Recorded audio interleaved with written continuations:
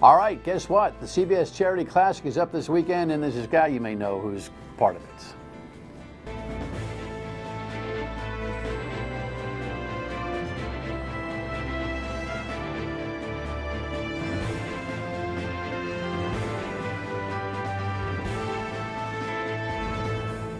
The Dan York State of Mind program is brought to you in part by Lookout Rhode Island and Takeo Comfort Solutions.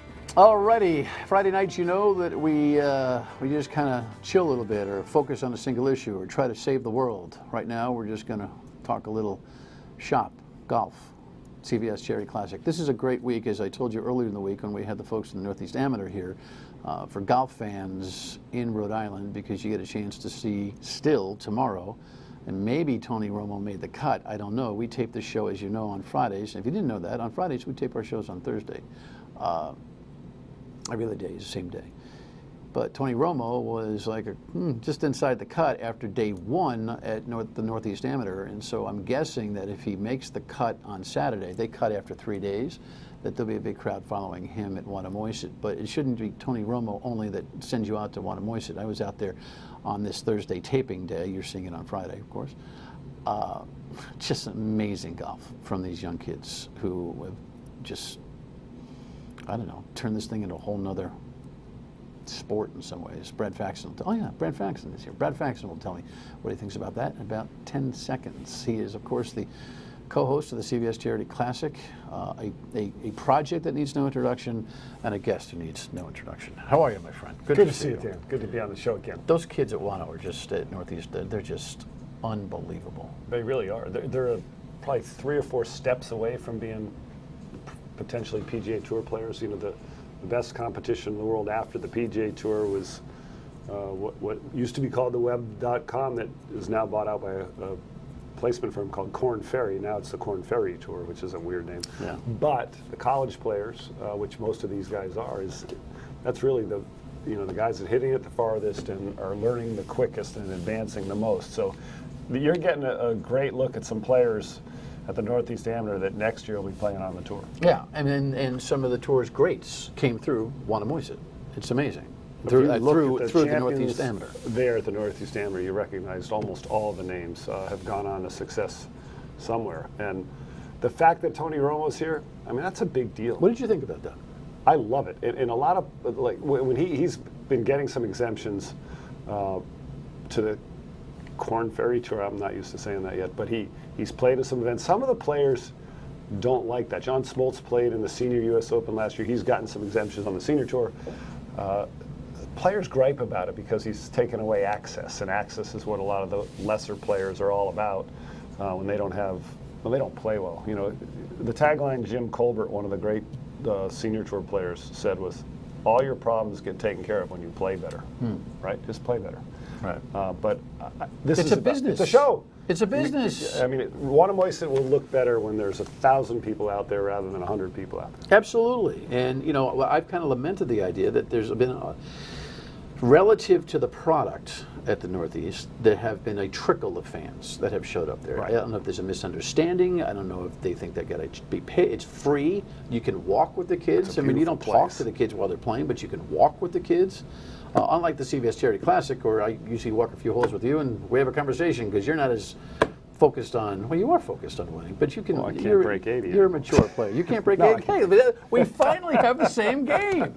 It's awful. But anyway, you're here to talk about the CBS, but we always just shoot the breeze and talk golf in general. I think the Romo thing is phenomenally good. I think the Northeast did a great job in taking advantage. And if you missed that conversation with the chair, Ben Tuthill, that's on foxprovidence.com. All of our shows are archived. And that was just Tuesday, Wednesday this week. I'd love to find out, maybe you know, how he got here. Was he friendly invited to play? He's friendly with Nota Begay. Yeah. Through a caddy. Okay. A caddy relationship, Nota Begay.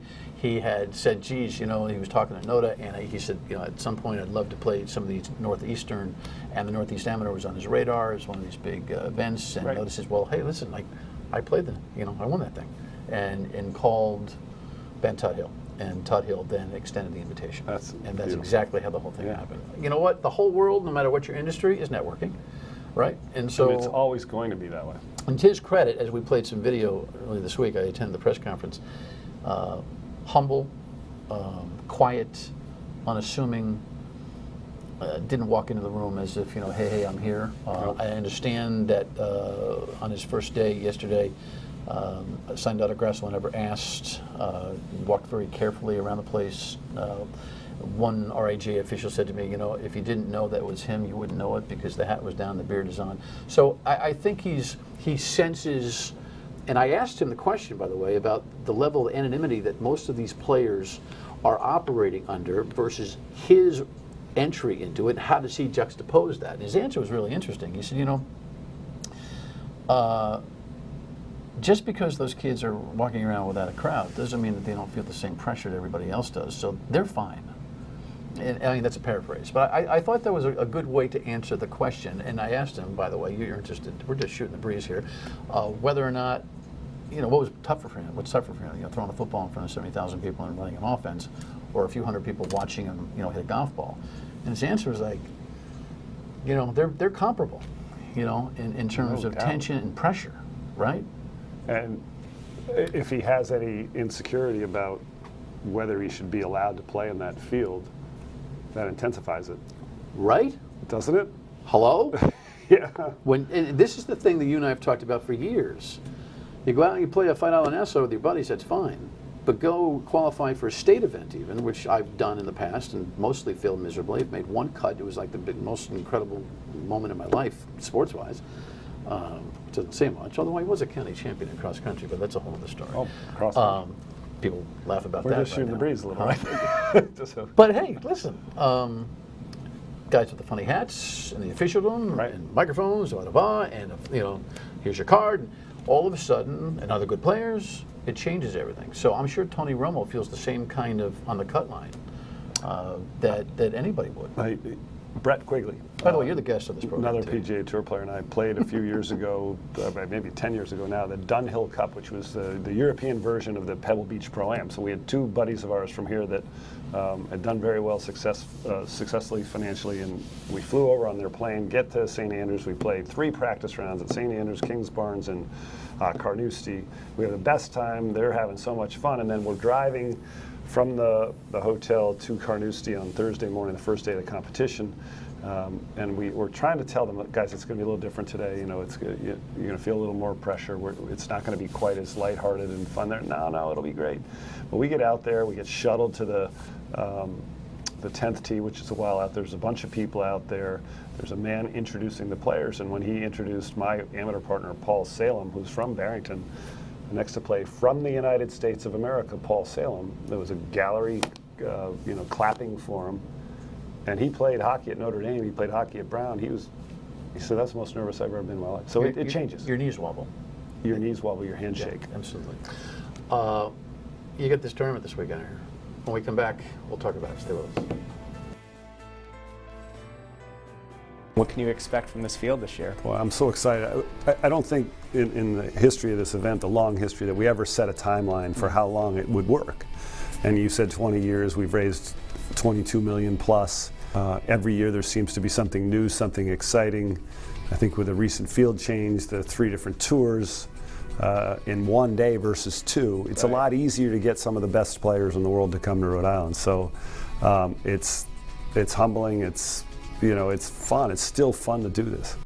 And especially with the new format, right?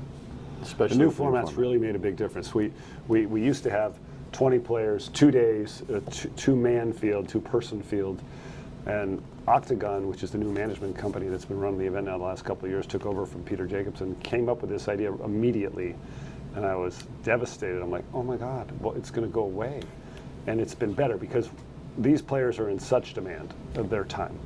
To get the top players that we want to have for 2 days was next to impossible. And we saw that with the amount of work we're having to do to get paid. So this event has actually become better, and we have the same purse. So in essence, the players are making more money for 1 day now than they were making for having the same purse for 2 days. Right. So they're all happy, and rarely do PGA Tour players get to play with the LPGA Tour players. There used to be this JCPenney Classic where they were partnered together. So now it's like, hey, this is pretty fun. And if you looked at the list of LPGA players we have, I mean, it's Brooke Henderson from Canada. She just won again. this past week. Lexi Thompson, who's the #1 ranked American, she won 2 weeks ago.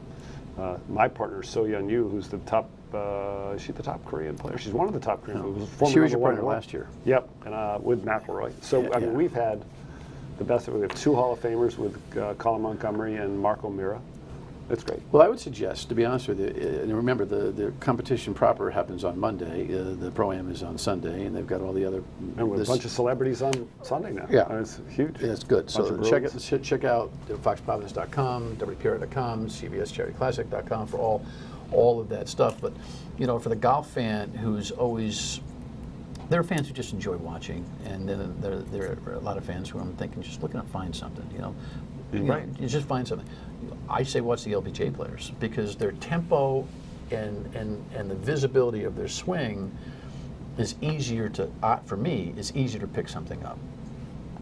No doubt about it. And I think the rhythm that they have, the grace that they have, and most of them, their techniques are pretty stellar. But then you watch somebody like Lexi Thompson, and she, you know, she's a 6-footer. She's tall. Yeah, and she bashes. If I don't hit it good, she's in it by me. She's crushing it. And McElroy, to be able to walk with Rory McIlroy last year was such a great get. And I tell people this story for those who are interested in golf mechanics, and Brad knows this. I'm psycho about this. I can see stuff. your mind like moving. What was fascinating is to actually be able to walk with him and see what you see on television, but see what you see actually from this far away, and to see a guy take a turn the way he does and literally clear himself while he's back here. I mean, I know That's awesome. I know that that's not exactly what's happening, but to the naked eye, that's how it appears, that he's actually, his hips are going one way, his back is still another way, and that lag that he creates is why he hits the ball so far. That's exactly right. And it's just amazing to go out and see that caliber of play in front of you in a way that even in Hartford this weekend, you can't get that close. I mean, if you're sitting on the... there's nothing like this. Nothing like at this. CBS. And Rory McIlroy, he's a little guy, 5'9", 160 pounds. And if he's not first or second in driving distance, he's third distance, which is really a prerequisite for success. Where are you with him in terms of your last year famous consultation with his putting? We talk and text all the time. I live close to him in Florida. We spend some time together. But he's a special student. You know, I don't have to say a whole lot to help him. And what I try to teach any player is independence too, not dependence. I think a lot of the instructors today want to be taped around the player's back. And I'm like, no, you should be able to figure this out yourself. You should be able to do this yourself. It's not that complicated. And also the branding that goes along with teaching. All you got to do is look at Hank Haney's book and find out that Tiger Woods paid him only 50 grand. But Woods was saying, hey, listen, you're tied to me. It's worth millions to you. So, you haven't, you're making a face. That's what's in the book. Do you read the book? Actually, it's a very interesting The book. popsicle story is the best part of that book, but you got to read it to believe it. It tells you a lot about both guys.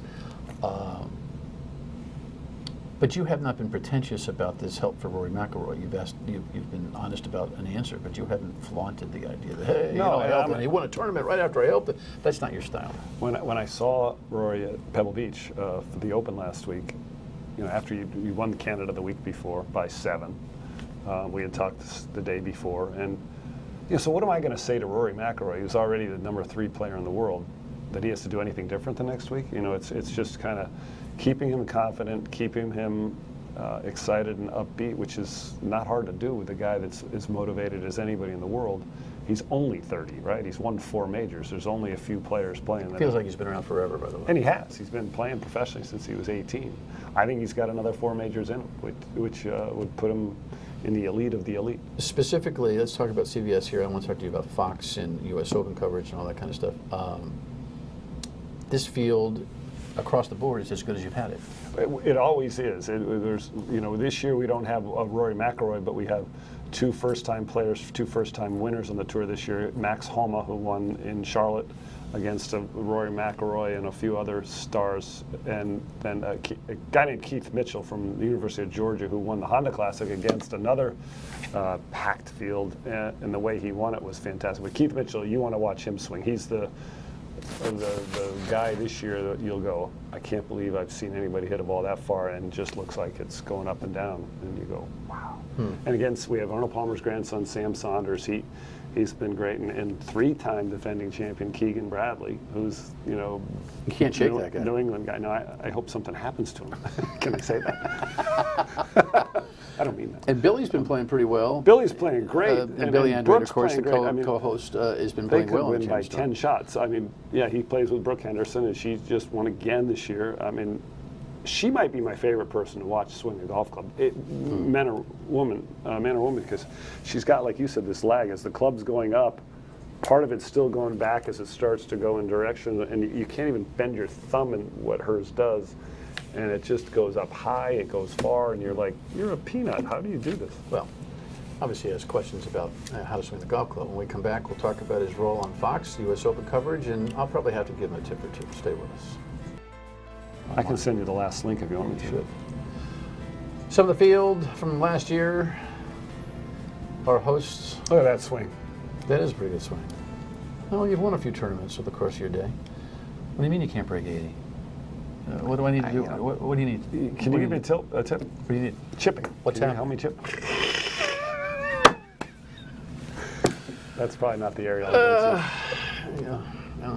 to. I pick his brain from time to time on that. Hey, listen, he took me from a 12 to a 6 in 1 year with one exercise. I don't know if you ever remember. We need to get you back In on your that. basement, he would drop the ball from his eye on the ground. Told me he had the worst putting stroke he'd ever seen, and I needed some help. Did I He was say right. it like that? You did. Did it sound like that? Well, he's more casual. He said, "How's your short game?" And I said, "Okay. Actually, not really good. I'm struggling." "How's your putting?" "Not too good." I believe that. Why? Because that's the worst putting stroke I've ever seen. Did I? Quote. I hope I said Well, it. we're in a friends. Nice. And you fixed it. But it's a perpetual. It's perpetual. Yep. It fixed Rory McIlroy, and I tell people, hey, listen, I got the same coach. But it goes away. Yeah, I mean, it's always It never managing. went away for you professionally. Well, no, I mean, In your nice day, stretch. it never went away.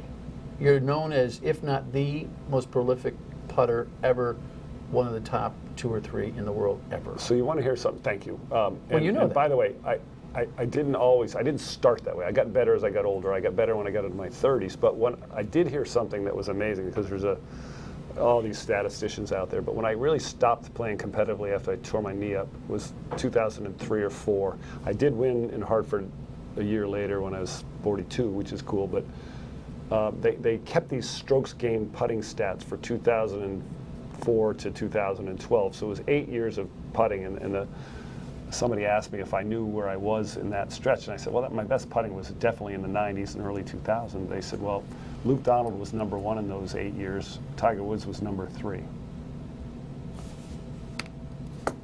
Number 2. Really? Yeah, and I mean, I was like, wow, I was that. devastated by that. So I can't say I was the best putter that ever lived, but I was a really good putter for a really long time.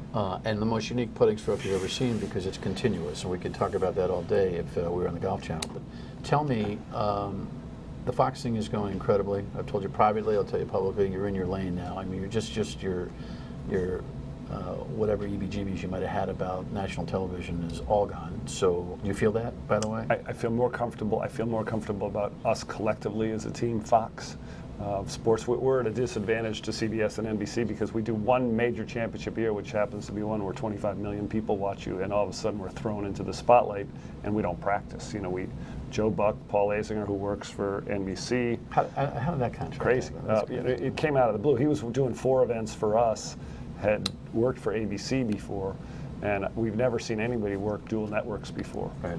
And so he kept the 2 U.S. Opens, the Men's Open and the Women's Open for Fox, and now he's got, I don't know, it's over a dozen other events. So you'll be in the hot seat for the amateur then, I'm guessing. Yes. So Yeah. Shane Bacon, who's an up-and-coming star host, he does all the other golf events with me. We're going to be going to the U.S. Senior Open next week. Canada's got a high viewership too. You Yes. said big ratings this week. And that's on Fox, yeah. And then we'll have the U.S. Amateur, the Women's Amateur. Your take on this last tournament? Koepka, looking for his 3rd in a row, couldn't Right. get there. Well, good Lord, Woodland was. Wood, who's been at the CVS Cherry Classic. He was my partner.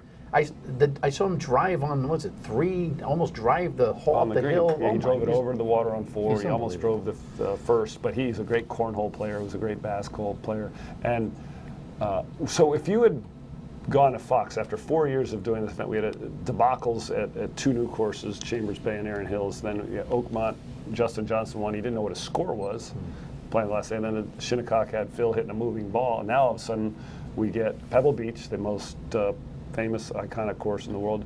You have Masters champion Tiger Woods, who moved back into the headlines. Koepka going for 3. McIlroy shot 61 the week before. Phil trying to win the Grand Slam. I mean, everything was written for us before we got there. And then you had all these other players like Ricky Fowler, who shot the 66 in the first round. You had big names. And Woodland would have been on the list of best players not to have won the major. And kind of, is he going to ever get over the hump? And then Justin Rose, the 2013 U.S. Open champion, right there in the mix. And Koepka, I mean, this story of a chance to win 3 U.S. Opens in a row is incredible. And he finishing does second. The then way. finishing second. And he hit 2 of the most beautiful shots into the 18th hole. What a hole. What a shot. Don't forget the CBS. I got to Please ask you don't this, forget though. As one of the world's best putters ever, I heard you spit out a little thing that you didn't like the flags and the new rule change. The flag stick. You thought it cheapened the game a little bit. You still feel that way after seeing it more? I would say that. And Adam Scott is the most prolific He's using it all the user time. of flag stick in. Yeah. So it's a new rule, and the USGA says that all these new rules are supposed to speed up the game and make the game more popular. I can't imagine anybody's going to stop and go play golf. Oh, I can keep the flag stick in. Yeah. Well, I'll tell you, local golf has become a nightmare. You want it in, you want it out, you want it in, you want it out, Caddies you don't want it know in, what you to want do. it in, you want it. It has not picked up the pace of play At all. It has slowed down the pace Yeah, of play. yeah. It's a disaster. Is there a chance it'll be I was reversed? shocked. Actually, I thought the Masters organization, tournament committee there would have changed that and said, because You said so on by the said way, it on air. Brad is now also on XM Satellite Radio, 4 o'clock, Mondays. competing against me Are on you? Mondays. Oh, I am against you. Yeah, you are. Just the facts. Yeah, yeah. You like that name? No, as you know, I don't like that name. I think it's, FAX. You know, I get it. Anyway, yeah, get off my back on this radio thing. By the way, you said on that that you thought it cheapened it. Have you said that on the platform of television? Definitely. You have. And which is kind of hard because we work directly with the USGA. Right. And they give us little talking points, and one of them is, let's not talk about I rules. get you. All right, we got to rock. You sure in the last 20 seconds I can't help you with a thought, a swing thought or something? Your What's stroke, you need to get your problem? backswing. No, I'm in talking about your you forward. and your problems. Did you? I need to play more golf. Oh, okay. I'm getting ready to practice these next few days. I'm cramming. Have a great weekend. Congratulations Great on to all see the you. Thank continued you. success. Brad Faxon. Final word. Mentoring my mentor. When we come back, stay with us. They're really good. So I just having trouble. So what? So my hands through. What? Just Like that. like that. You got to keep turning, get taller when you go through. Arms are soft. A little trouble No chipping tension. the other night. No So tension. you know, take advantage when you can take Taking my free take ball. advantage when you take advantage. Hey, listen. Monday we're going to revisit our conversation with the Education Commissioner. And so we hope that you will tune in for that. Have a great weekend. Make sure you go to CBS on Sunday and Monday. Have a great weekend. Good night.